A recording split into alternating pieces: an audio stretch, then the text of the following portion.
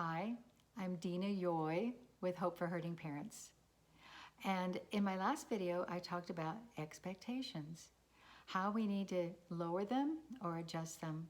As a matter of fact, that we need to not have any, just let go of our expectations of our children. Now we're talking about children who are dysfunctional, who are breaking our hearts because of their destructive, unhealthy choices and decisions. This is very difficult because there are a lot of hopes and dreams we had for them, aren't there?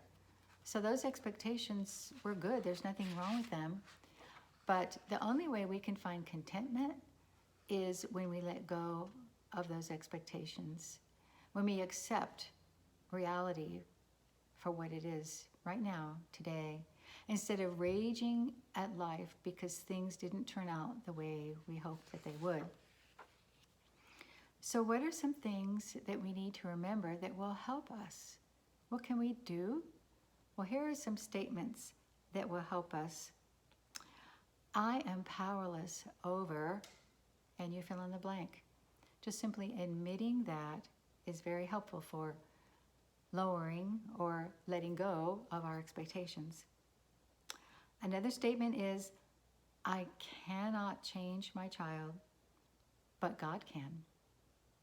A very important word, but God can. I can't, but God can. I think I'll let him. Another one is control is an illusion. We have none, but God is in control. There's that word but again. But God is in control.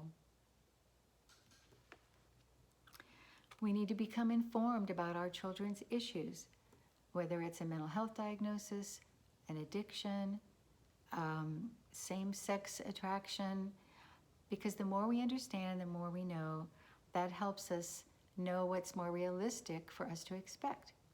And now when mental health is involved, a mental health diagnosis, this is much more complicated.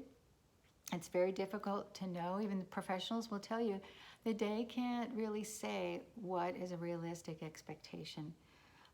You just have to wait and see how your child does, if they stay on their medication, how long it takes to get the right combination, if they're self-medicating.